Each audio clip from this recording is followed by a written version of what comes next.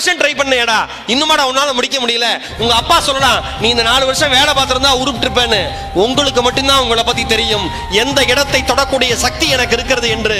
சில வெற்றிக்கு சில காலங்கள் எடுத்துக்கொள்ளும், சில வெற்றிக்கு சில காலம் வேணும். இன்னைக்கு ஈரோடு மகேஷுடைய பேச்சு இன்னைக்கு இவ்வளவு தூரம் உட்கார்ந்து கேட்கிறாங்கன்னா, எனக்கு பின்னாடி 15 ஆண்டு கால உழைப்பு இருக்கு, 15 ஆண்டு கால அவமானம் இருக்கு, 15 ஆண்டு கால விமர்சனம் இருக்கு. அதையெல்லாம் தாண்டி மட்டும்தான் ஒரு மனுஷன் ஜெயிக்க முடியும். கோபுரத்தை பார்த்து வியக்கிற மனிதர்கள் யாரும் அஸ்திவாரத்தை பற்றி பேசுவது கிடையாது. அஸ்திவாரத்தை பற்றி நினைப்பவன் மட்டும்தான் கோபுரம் வளர்ப்பதற்கு தகுதியானவன் என்பதை இங்க இருக்கிற அத்தனை பேரும் மனதிலே தெளிவாக பதிய வைத்துக் கொள்ளுங்கள். வெளில இருந்து பாக்குறவனுக்கு, ஓ சூப்பர் ஈரோடு மகேஷ், அப்பா பயங்கரம், நல்லா சம்பாதிக்கிறார், சூப்பரா இருக்காரு. 5 வருஷம் நாய்படாத பாடுபட்டு வந்திருக்கோயா. யாருக்கும் அந்த வெற்றி அவ்வளவு எளிமையாக தெரியாது. ஒரு விஷயம் நம்மால எல்லாம் வச்சிருக்கான்.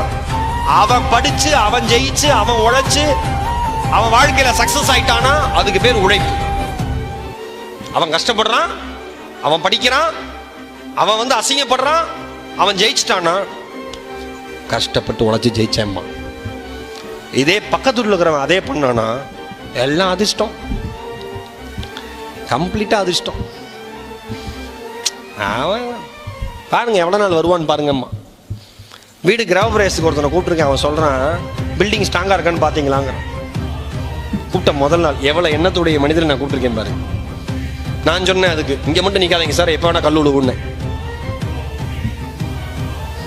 நாம ஜெயிச்சா அதுக்கு பேர் உழைப்பு, அடுத்தவன் ஜெயிச்சா அதுக்கு பேர் அதிர்ஷ்டம். நம்மால என்ன வேணா சொல்லுவான், கவலையே படாதீங்க, ஓடிக்கிட்டே இருங்க.